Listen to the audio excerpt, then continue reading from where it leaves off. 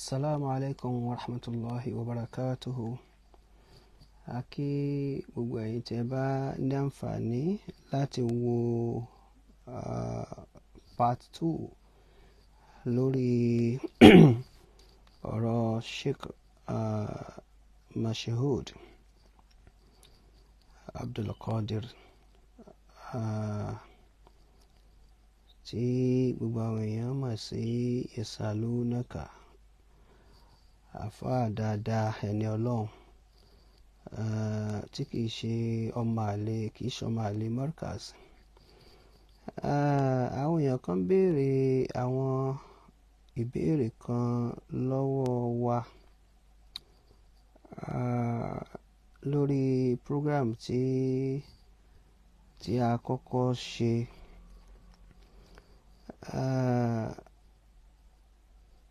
Ṣùgbọ́n mo promise pé màá mú audio kan wá tó ṣe pé òun ni genesis tó fa gbogbo àwọn wàhálà yìí fún record so that àwa tí a mọ̀ bí ọ̀rọ̀ yìí ṣe jẹ́ a lè ní full information lọ́wọ́ nítorí ìníkọ́ nítorí ọ̀la ogun tá a bá ṣe lè ní àṣesílẹ̀ ni o. Gbogbo àwa sọ̀rọ̀sọ̀rọ̀ àtàwa tí a mọ̀rọ̀ gbọ́ àtàwa tí wọ́n sọ ọ̀rọ̀ sí tó bá ní Yas Aluunaka sọ ọ̀rọ̀ kan sí àwọn kí ló fa gbogbo àwọn ìpìlẹ̀ ọ̀rọ̀ yìí. Ẹ jẹ́ ká gbọ́ audio yìí. Kí ló ṣẹlẹ̀ lórí ọ̀rọ̀ Mudir Markaz? Gbogbo wa láti gbọ́ tí mo lọ ṣe program ní nígbà tí mo wà ní London tí àfáwà Saheed Shittu kọ́lọ́n kó bá mi ṣe dáadáa fún brọ́dà wa yìí, kọ́lọ́n kó bá mi dúró tì í. Mo máa ń sọ fáwọn èèyàn no wàláì pé èèyàn dá àfá Saheed Shittu dá. So mo wá ṣe program níjọ́ náà lọ́hùn, mo sọ̀rọ̀ lórí ọ̀rọ̀ Sọ̀yí Buhari wípé àfáà tí bá ń takò Sọ̀yí Buhari èmi ò rí gẹ́gẹ́ bí àfáà pé irú àwọn àfáà bẹ́ẹ̀ ká máa bẹ lọ́n lé wọn lórí kọ́lọ́n kó yé wọn padà. I never mentioned any name. 3 years after the program ó ní wọ́n lọ gbé fún principal Markaz pé mò ń bú Mudiru mò ń ṣe wá. Well, and gẹ́gẹ́ bí kádàrá Ọlọ́run àti bọ́lọ̀ ṣe kù nǹkan, Mudiru bọ́ta wọ́n bẹ̀rẹ̀ sí sọ̀rọ̀ mi láì dá mi ò ṣàdúrà fún Adepoju, ìyẹn generate crisis. Lẹ́yìn ẹ̀ ní Yas Aluunaka ló bẹ̀rẹ̀ sí sọ oríṣiríṣi nǹkan nípa mi, pè mí ní Boko Haram, pè mí ní kidnapper, oríṣiríṣi episode 1 episode 2 video 1 video 2 ó pọ̀ bẹ́ẹ̀ títí tá a fi fẹjọ́ ẹ̀sùn ìjọba títí tíjọba fi mú tán fi arrest ẹ̀. Bákan náà Jackman òun náà follow suit Yas Aluunaka. Bí Yas Aluunaka ló kó bá Jackman ni o, bí Jackman ló kó bá Yas Aluunaka ni o, ẹnìkan kó bára wọn náà méjèèjì tí wọ́n fi di èrò court ní bí a ṣe ń sọ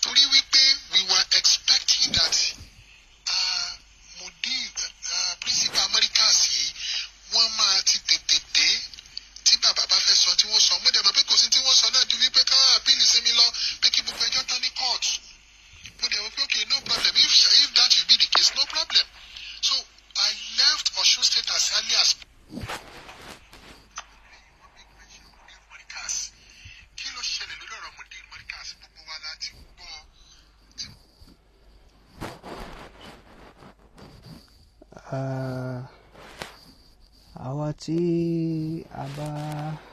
a bá ní làákàyè dáadáa, a ti gbọ́ ọ̀rọ̀ tí MALLAM Adepoju tó sọ pé gbogbo ẹni tí ó bá tako Imam al-Bukhari, táìmì ẹni ọ̀rọ̀ èdè-àìyedè ń ṣẹlẹ̀ láàrin Mudiru àti àwọn Ahlus-Sunnah, tí Mudiru ń ṣàlàyé nípa ọ̀rọ̀ man huwa al-Imamu al-Bukhari yìí. Tí a bá gbàgbé dáadáa, a ó rí i pé gbogbo àwọn àsìkò tí èdè-àìyedè ń lọ yìí, Saheed Shittu náà wà ní àwọn tó ń takò Markaz nígbà yẹn. So tí ń jásí pé tá a bá fi ọpọlọ rogbo àwọn ọ̀rọ̀ yìí, táìmù yẹn náà wá ní Saheed Shittu gba MALLAM Adepoju náà ní àlejò sí Belfast. So ipe later ni Yas Aluunaka wá jáde, ó ń bìjà Mudiru. So òun ló jẹ́ kí àwọn gbé lọ sí court, so that gbogbo wa á ti mọ kúlẹ̀kúlẹ̀ àwọn ọ̀rọ̀ yìí. Ẹ̀yin tí ẹ bá wo fídíò tí mo kọ́kọ́ ṣe, ẹ rí i pé mo fún wa ní full information. Ẹ dẹ̀ rí i pé gbogbo àwọn ọ̀rọ̀ tó wà ń bẹ pátá before kó tó di pé Sheikh Abdullahi OLOHUNLOMOERUE tó jáde síta, ni mo ti kọ́kọ́ fún wa ní gbogbo information nǹkan tó lọ láàrin bàbá yẹn àti ọ̀rọ̀ Yas Aluunaka nípa pé appearance ẹ̀ ní court. Appear ní court òun ló fa ọ̀rọ̀ bench warrant. A ó rí i wípé bàbá yẹn náà sọnú ọ̀rọ̀ rẹ̀. A dúpẹ́ fún bàbá náà fún gbogbo ìgbìyànjú tí wọ́n ṣe lórí Yas Aluunaka láti gbà sílẹ̀, láti help ẹ̀. Nítorí ọlá Mudiru Markaz ni wọ́n láwọn ṣe gbogbo àwọn nǹkan tí àwọn ṣe. Bàbá náà ti jáde tí wọ́n ṣe ọ̀pọ̀lọpọ̀ àlàyé. Ó ṣeéṣe ká ti wo àwọn ọ̀rọ̀ tí bàbá yẹn sọ. Ó dẹ̀ ṣeéṣe ká má ti wò ó. Ṣùgbọ́n mi ò ní àǹfààní àti mú gbogbo ọ̀rọ̀ bàbá yẹn wá, torí fídíò yẹn lọ nǹkan bí about 40 minutes. Ṣùgbọ́n màá kàn jẹ́ máa play díẹ̀ ń bẹ̀ ká lè fi so àwọn ọ̀rọ̀ yìí papọ̀ mọ́ra wọn. Lẹ́yìn yẹn, màá wá mú ọ́díò Yas Aluunaka gangan wá, níbi tó ti ń bẹ gbogbo ẹ̀yin tẹ́ ń dákún ọ̀rọ̀ yìí, ẹ̀yin tẹ́ ń ba ọ̀rọ̀ yìí jẹ́ sí i lójú, àti ẹ̀yin tí inú yín dùn lórí tó ṣẹlẹ̀ sí Yas Aluunaka, tó já sí pé Ọlọ́run ọba yóò san yín lẹ́san tó bá tọ́ sí yín lórí ohun tó ṣẹlẹ̀ yìí. Kò sẹ́ni tí ó lè ṣàṣìṣe, kò sẹ́ni tí ó lè wà nínú problem, but abárẹ́ ní ọmọ ìyá wa kan tó wà nínú problem, kì í ṣe pé ká wá kí ni wọ́n máa dùn pé Ọlọ́run mú ó yẹ kó ṣẹlẹ̀ bẹ́ẹ̀. Eléyìí ó kù díẹ̀ káàtó, torí pé àwa náà ò mọ nǹkan tí ó ṣẹlẹ̀ sí wa ní ọjọ́ ọ̀la. Kódà àti rínú àwọn ọmọlékéwu àdàbí, àwọn ọmọlékéwu àdàbíyà kọ̀ọ̀kan wà tí wọ́n ti ṣe fídíò tínú wọn ń dùn. Nínú ọ̀rọ̀ wọn, tá a bá fi ojú falsafa wo àwọn ọ̀rọ̀ wọn, tá a fi ojú mantiki wo ọ̀rọ̀ wọn, níbi istinbatul ma'lumi minal majhul, àkáfi táàrí ká fi dájọ́ yìí táàrí. Ọ̀rọ̀ tí èèyàn kan sọ tó jẹ́ ọ̀rọ̀ àbọ̀, tá a bá fi làákàyè wò, tá a lè mọ ọ̀rọ̀ àbọ̀ tó kù. A ó rí nínú àwọn ọ̀rọ̀ àwọn kan náà, àwọn ọmọ kéwà dàbí, tí inú wọn dùn sí nǹkan tó ṣẹlẹ̀ sí Yas Aluunaka. Wọ́n dẹ̀ fẹ́ kí Yas Aluunaka ó bọ́nu problem yìí. Ṣùgbọ́n Ọlọ́run yóò ju àwọn onítọ̀hún lọ. torí inú ọ̀rọ̀ wọn wọ́n sọ wípé ńgbà náà Yas Aluunaka ti bú Sheikh Kamaluddin rí torí pé ó bú Sheikh Kamaluddin èèyàn kì í bú àwọn ẹni ọlọ́run kó mú jẹ òun lọ́jọ́ kí lè ṣẹlẹ̀ sí èrò tiwọn nìyẹn ní ìtọ́já sí pé Yas Aluunaka ó ti tender apology lórí ọ̀rọ̀ yìí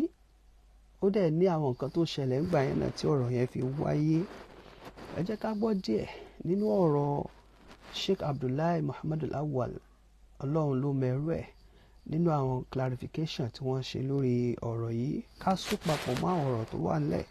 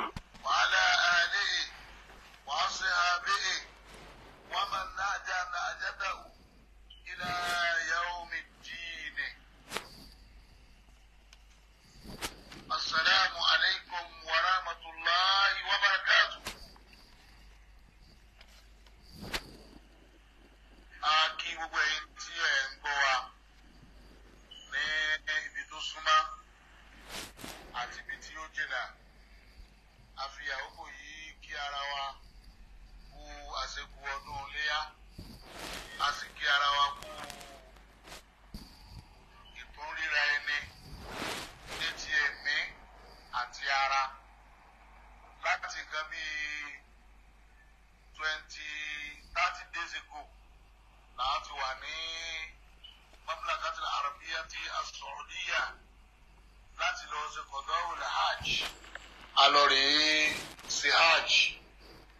àdúpẹ́ wẹ́yìn tí ẹ wà nílé ẹ kú múlé lọ́wọ́ lẹ́yìn ìgbà tá a ti dúpẹ́ fún Ọlọ́run dáadẹ́ yín ọ̀gá wa aṣáájú ẹ̀dá àdá Muhammad aṣàdúrà fún àwọn àfáà wa àwọn tí wọ́n ti lọ.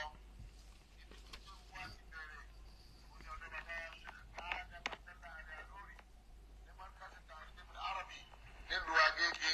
ọlọ́mọdé káyé náà ó bàjẹ́ tóbi dọ́dọ̀ àfáà wa àgbà tèbéso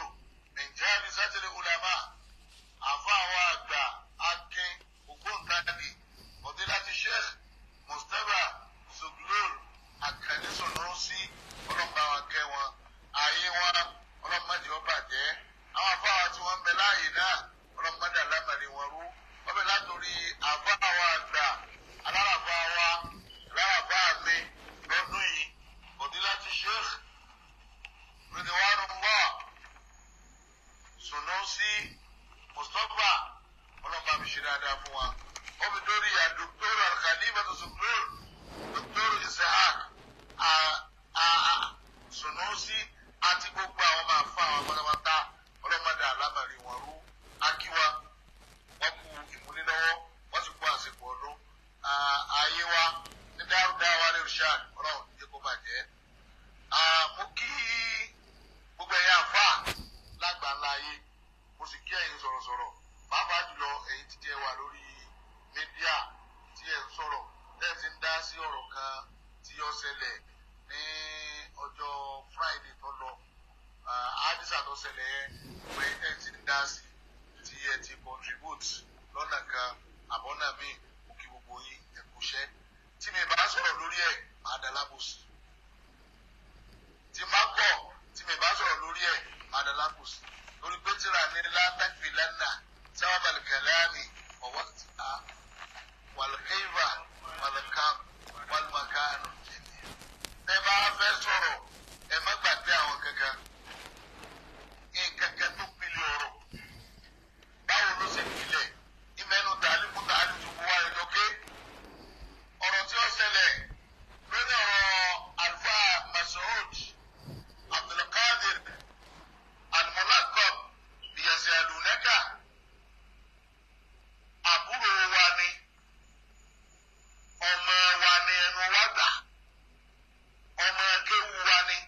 torí kò bá wa nílé kéwu bó ti ẹ̀jẹ̀ pé ọlọ Markaz àwa lọ Daaru àti Markaz àti Daaru ohun ní ẹ̀kọ́ ni etí máa ń ṣẹlẹ̀ ní Daaru náà lọ́gbọ́dọ̀ máa ń ṣẹlẹ̀ ní Markaz bá a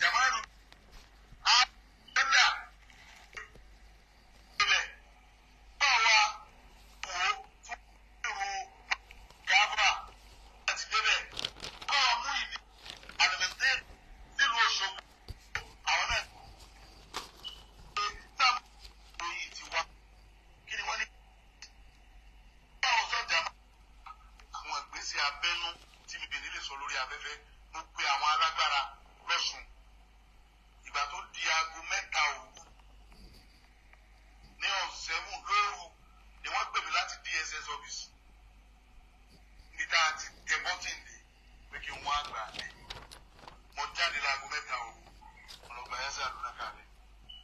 Wọ́n release it fún mi. ìmú identification kankan lọ wọ́n ní bọ́bá díjọ́ kejì kí n mú identification wá. Wọ́n fi ilẹ̀ fún mi lọ́ọ̀yà rẹ̀ ògùn òwò lẹ́yìn mọ́ ó gbé mọ́tò rẹ̀ lọ lọ́rin láì gbé Yas Aluunaka délé. Ìgbà tí wọ́n fi ilẹ̀ fún mi mo ní kó wá lọ sùn lé mi wọ́n ní for security reason ká wá bò mí fún wọ́n wá fàdé àfa Muidi Alimitiki wọ́n fàdé lọ́wọ́ Abamidi ń gbé lọ sùn bìkan tí mi ní sọ bí ilẹ̀ ẹjọ́ kejì ṣe mọ́ Abamidi ń gbé Yas Aluunaka láti Òṣogbo ó gbé ilé Ìlọrin gbà láì sí pẹ́ nìkan lórí epo fún Abamidi tí mo ń sọ yìí òun náà fara kọ́ Markaz lọ́dọ̀ máa kéwu Markaz Shabab Islami ní wù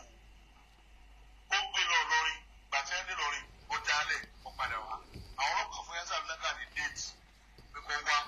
Yas Aluunaka wá ibi problem ti bẹ̀rẹ̀ ní o Yas Aluunaka wá Yas Aluunaka wá lónìí ọ̀wá lọ́la àwọn tí wọ́n ní kéèsì náà pọ̀ yìí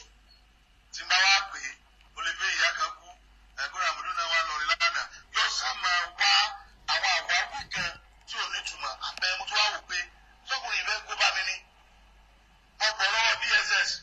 mo bọ̀ lọ́wọ́ ọlọ́pàá ọ̀wá ń tún ṣe bóun ti ń ṣe yìí kò yẹ kó rí bẹ́ẹ̀ ìgbà tó di August 5 àwọn ọlọ́pàá wá bá mi lọ wọ́n dé Markaz lọ́dọ̀ mi ẹgbẹ́ máa dé o ẹ̀yin tẹ́ sọ̀sọ̀ kú sọ ẹ dé o wọ́n dé Markaz lọ́dọ̀ mi wọ́n bá mi ní ti wà ní fáàmù mi wọ́n láti àrẹ́sì àwọn ọmọ rúwáàkì mi wọ́n kó wọn dànù wọn ètò ọkọ̀ bà mí nínú jẹ́ jù ni pé àwọn ọlọ́pàá yẹn wá béèrè léèmí lọ́wọ́ àwọn ọlọ́kadà wá sáré gbáwájú wọn wálé wọ́n wá bá àwọn fámìlì mi àwọn àti mi tẹ́ wálé ọdún ò tí lọ bẹ́ẹ̀ ẹ̀sùn wọn láti wọ́n jáde lé o àwọn ọlọ́pàá kan kó bọ̀ lọ ọmọ bọ̀sù méjì ní ẹgbẹ́ wa wọ́n béèrè aláàjì làwọn yẹn bá pè mí ní ẹni tó bá ṣe ẹ máa mú wọn bọ̀ fáàmù wọn ò jálè wọn ò gbowó lọ́wọ́ èèyàn kò sí ẹ̀ka tí mo ṣe tí ọ̀dà tó wọ́n bá kó àwọn ọmọ rúwáàkì mi nílé kí omi ṣé nítorí ilé kí omi ilé kí omi mi ò tù àbí tí a bá níbẹ̀ kí ọmọ ewúrẹ́ ọ̀bà fọ́ ọmọ èèyàn ò lè dùn sẹ́mi lè wúrẹ́ wọ́n gbé àwọn ọmọ wa bá mi ní fáàmù ìgbà tí wọ́n dé fáàmù àwọn ọlọ́pàá ní kọmíṣánná ló ń fẹ́ rí mi kí ni a ní mo ṣe wọ́n sáré gba bá níbẹ̀ wọ́n dẹ̀ fún mi ní ọ̀nà màá wá lọ́jọ́ báyìí mo dá August 2 fún wa mo dá táìmù fún wa ní màá wá wọ́n dẹ̀ fi mí lẹ́jọ́ náà gbogbo iná lẹ́yìn mọ́ kọ́tọ́pọ̀ wáyà wálé ó sì kú ó sì lẹ́nu tó bẹ́ẹ̀ ṣiṣẹ́ rẹ̀ wọ́n mọ̀ sí ẹ̀mọ́ tọ́gbọ́dọ̀ ti ṣàkójá lábẹ́ gádà wọ́n fi mí lẹ̀ wọ́n fa àwọn ọmọ lẹ̀ wọ́n lọ ìgbà tí wọ́n lọ tán ní kọ́ọ̀lù míì tó wọlé sọ́dọ̀ mi ọjọ́dọ̀ àwọn DSS the same day náà sórí àwọn wọ́n ní mo gbọ́dọ̀ wà ní ọ̀túnla nínú síkì ọlọ́mọdé síkì wọ́n ní mo máa wá mo dájọ́ Friday fún mo láti lọ lọ́jọ́ Friday wọ́n tó fún mi ní fọ́ọ̀mù kan wọ́n pè ní fọ́ọ̀mù 48 tẹ́mi ọ̀mọ̀ pé fọ́ọ̀mù bàbá rí má ìwọ lọ́kàn ni mo fíìlì èmi náà bá gbá báírò yá wọ́n ní kí n kọ fóònù nọ́mbà àwọn mẹ́tẹ̀ẹ̀wá nù fámìlì mi ọkọ wọ́n ní dàrú lówó jù nù mọ̀lẹ́bí wa wọ́n ní bákan náà láàrin yóò tá a mọ́ wọ́n ní kí n kọ èèyàn mẹ́rin lẹ̀ nù fámìlì mi tí a lè dá 10 million ọkọ̀ tiẹ̀ náà kan so ọkọ̀ tá a kọ́kọ́ gbẹ wọ́n bá gbà wọ́n bá mú lọ lọ́gá kan ọ̀gá yẹn ló sá omi tútù sí lẹ́mìí ó ní mo ti wà panic mo ní ọmọ yín bá ń tẹ̀ èèyàn ẹ bá lù yẹn jọ kan ọdún mẹ́wàá kó nu ọdún dé ní olólayé nù ẹ ṣàánú mi ọlọ́mọdé alágbára omi ó sì kó gbá gbanọ̀dà the next thing again sá produce Yas Aluunaka abádàá pọ̀ mọ́ lọ́wọ́ wẹ̀yìn náà sọ pé káàbà mo tẹ̀sẹ̀ lọ sàdúrà ilẹ̀ sàdúrà káàbà o mo dà pọ̀ mọ́ lọ́wọ́ Yas Aluunaka ọmọ bó ṣe lóṣogbo ó ti lọ́dọ̀ àwọn ọlọ́pàá kákó tó pè mí pé òun ti dé ọ̀dọ̀ àwọn ọlọ́pàá o ibo mo wà àwọn mú un lẹ̀ sẹ́kún ọ̀sọ̀rùn sẹ́ẹ̀lì ọ̀daràn ọjọ́ kejì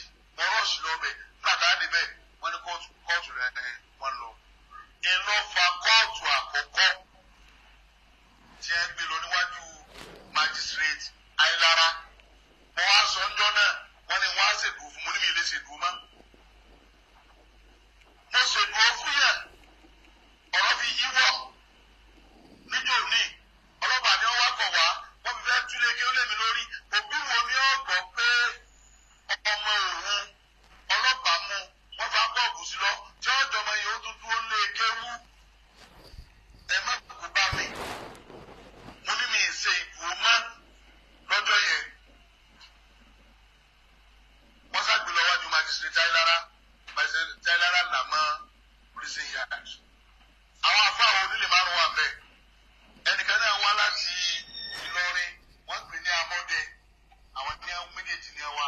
àwọn statement kan bẹ lọ́pọ̀lọpọ̀ wọn sọ ọjọ́ náà fún mi àkú torí pé mùdírù ni wọ́n rán mi sẹ́ bàbá adé tí wọ́n gbé àgbẹ̀ lọ́ọ̀yà barrister Kọ́sì láti Ìlọrin ìní lọ́ọ̀yà kan tọ́jọ́ máa bíbí Ẹdẹ ni ló ti pé barrister yẹn pé Hashim wọ́n pe Hashim pé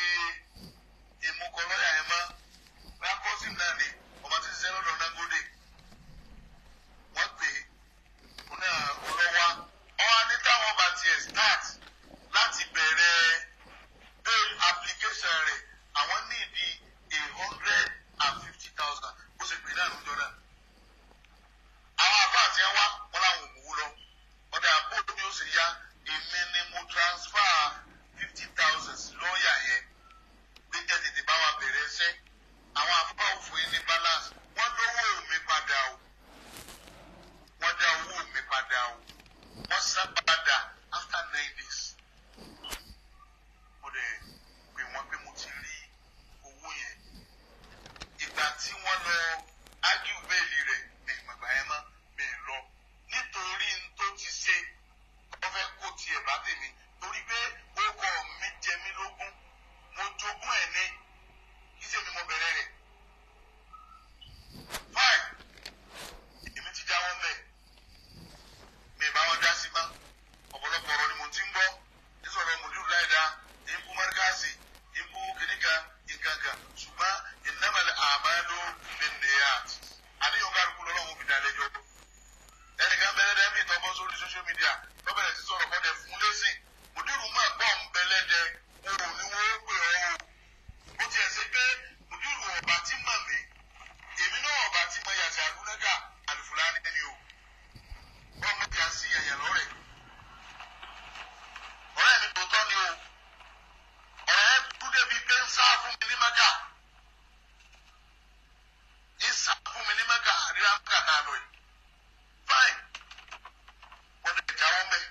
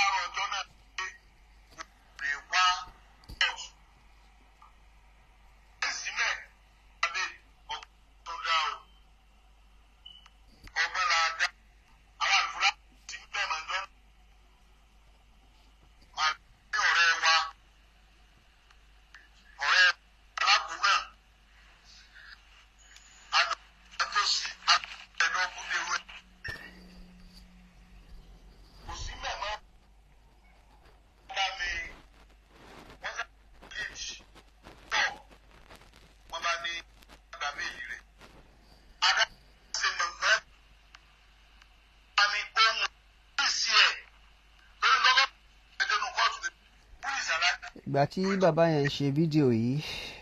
wọ́n flag ẹ̀ mọ́ bàbá yẹn, wọ́n fẹ́ kó sọ gbogbo àwọn nǹkan tó ń sọ.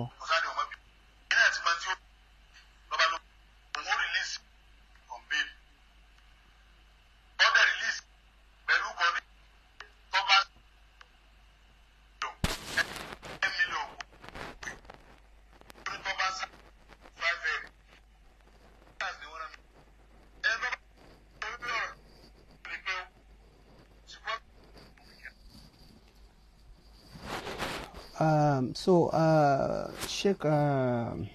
Abdullahi Muhammad Awwal Ọlọ́hunlómọẹrú ẹ̀ tí wọ́n wà ní Ẹdẹ, àwọn ìgbìyànjú tí bàbá yìí ṣe lórí ọ̀rọ̀ yìí òun la gbọ́ látẹnu wọn fúnra ara wa yìí. Ó ti já sí pé èmi ti ṣe àlàyé lórí ọ̀rọ̀ yìí nínú part 1 tí a kọ́kọ́ ṣe, pé wọ́n fún bàbá yìí ní condition kó tó lè ṣe ṣuọtí fún Sheikh Mashood lórí pé tí bàbá yìí ò bá produce Yas Aluunaka torí òun ló dúró fún, wọ́n fẹ́ send bàbá yìí sí ẹ̀wọ̀n, wọ́n láwọn máa rán lọ ẹ̀wọ̀n and kó produce 10 million. Mo ti sọ gbogbo yẹn tẹ́lẹ̀ kó tó di pé bàbá yìí dé láti Mẹ́kà. Òun náà la tún gbọ́ lẹ́nu bàbá yìí. So àwọn ọmọ bàbá yìí àtàwọn ìyàwó ẹ̀, mo ṣe sọ, wọ́n pressurize bàbá yìí pé ṣé ẹ fẹ́ lọ sùn ẹ̀wọ̀n ni pẹ̀lú ẹni tẹ́ dúró tì tó yẹ kó máa yọjú sí kóòtù tí kò yọjú. Òun ló jẹ́ kí ọ̀rọ̀ náà kó escalate. Gẹ́gẹ́ bí gbogbo àwọn àlàyé tí mo ti ṣe sẹ́yìn tẹ́lẹ̀, aláti fún wa ní updates information lórí ọ̀rọ̀ yìí. Tí a bá wo àwọn ọ̀rọ̀ tí Sheikh Ọlọ́hunlómọẹrú ẹ̀ sọ, wọ́n ní gbogbo action táwọn ṣe pátá àwọn ṣe nítorí ọlá Mudirul Markaz. Òun ló jẹ́ kí àwọn gbé gbogbo àwọn ìgbésẹ̀ yẹn. Gẹ́gẹ́ bí àwọn update information tí a rí gbọ́ tó tẹ̀ wá lọ́wọ́, òun ni pé bench warrant, ṣàmà tí kóòtù bá ní kéèyàn appear, tó bá ní case tí àwọn kan bá gbé case ẹnìkan wá sí kóòtù, tó bá ní kéèyàn wá tí ò bá wá, kóòtù ní authority láti issue bench warrant. And bench warrant ó lágbára, so ibikíbi tó bá ti lè rí ẹnìyẹn náà ni wọ́n ní láti mú. Tí wọ́n bá wá rẹ́ ẹnìyẹn mú, tí kóòtù bá try títí tí wọ́n bá fi rẹ́ ẹnìyẹn mú, ẹni tó ṣe ṣuọtí yẹn òun náà máa mú. Torí pé ẹnìyẹn ó ti kó ìwé ilé rẹ̀ lẹ̀, ó ti kó gbogbo àwọn property rẹ̀ lẹ̀, ó ti sọ pé ẹnìyẹn ò ní sá lọ. Lójú kóòtù wọn á rò pé ẹnìyẹn sá lọ ni. Ìdí nìyí tó fi já sí pé a ó rí pé bàbá yìí ó gbìyànjú bí Ọlọ́run ṣe rán, ó sì ṣe nítorí ọlá Ọlọ́run àti torí ọlá Mudiru. Kí Ọlọ́run ọba kó bá wa san bàbá yẹn ní ẹ̀san dáadáa. Ẹni tó bá ṣe rere ẹ jẹ́ ká sọ. Nínú àwọn oríṣiríṣi bench warrant tí wọ́n issue fẹ́ ó lọ bí about 4. Ọ̀kan nínú bench warrant tí wọ́n issue, mi mọ̀ bóyá ẹ rí kà dáadáa àbí ẹ ò rí kà. Nínú ìkan tún ní nínú